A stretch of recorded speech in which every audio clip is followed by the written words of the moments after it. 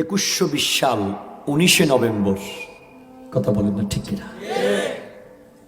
এটা 2020 সাল, 100 বছর পর 2120 সাল 19শে নভেম্বর আজকের রাত আসবে, ঠিক না? কিন্তু আমরা কেউ গ্যারান্টি দিয়ে বলতে পারতেছি না আমি থাকবো। কেউ পারবেন বলতে? কিন্তু গ্যারান্টি দিয়ে বলতে পারবো আমরা কেউ থাকবো না। 100 বছর পরে একজনও এখানে বলতে পারবে না যে আমি থাকবো হুজুর। এবং আমি একটা কথা বলি, আপনাদের পছন্দ হলে নেবেন, না হলে দিয়ে দিবেন। হুজুর আপনার কথা আপনাকে দিয়ে দিলাম। আমি চাই না যে আমি আগামী 100 বছর পর থাকি। কথা বলেন না ঠিক কিনা? তার অসংখ্য কারণ আছে। তার মধ্যে 1 নম্বর কারণ হলো আমি চাই না আমার পুত্র বধূর বোঝা হয়ে যাই। কথা কন না ঠিক কিনা? আমি চাই না আমি সমাজের জন্য বোঝা হই। আমি চাই না আমি হাসপাতালের বেডে আমার জান যাক। আমি চাই না বার্ধক্য নিয়ে দুজন দুই পাশে আমাকে ধরবে, আমি হাঁটতে পারবো না, কিছুক্ষণ পর 1 বার 2 বার 3 বার বিরক্ত হয়ে যাবে। কথা বলেন না ঠিক না?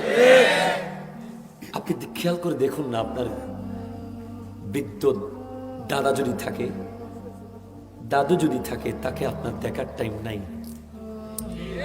সে কত আশা করে আপনি তার সাথে 5টা মিনিট বসে কথা বলবেন,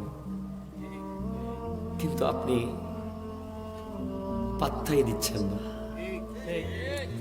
তার সাথে 5 মিনিট বসার মতো টাইম আপনার নাই, কিন্তু অন্য একজন ব্যক্তি যে আপনার আত্মীয় স্বজন কিচ্ছু না, তার সাথে আপনি পুরো দিন কাটানোর টাইম আছে।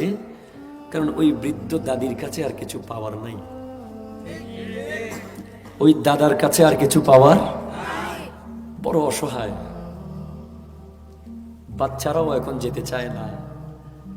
দাদুর কাছে গেলে বলবে একটু ওষুধটা নিয়ে আয়, একটু পানটা দে, আবার খারাপ লাগবে একটু পানি দে, ওষুধ দে, তোর বাবাকে ডাক, তোর মাকে ডাক।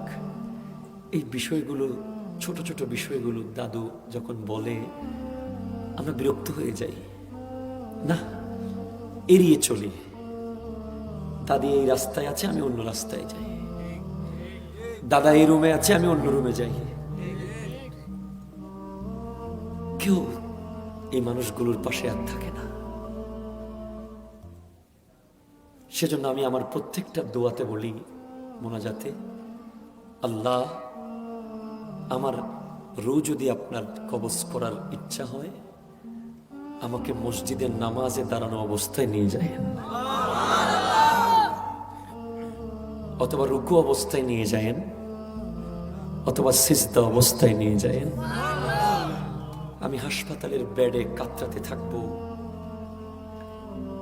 পালস দেখবে, হাতে প্লাগ মারবে, পায়ের রক দিয়ে পুশ করবে।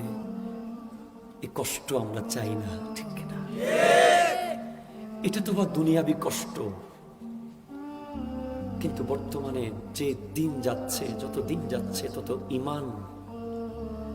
ইমানের তরি ডুবু ডুবু অবস্থা, ঠিক কিনা বলেন না?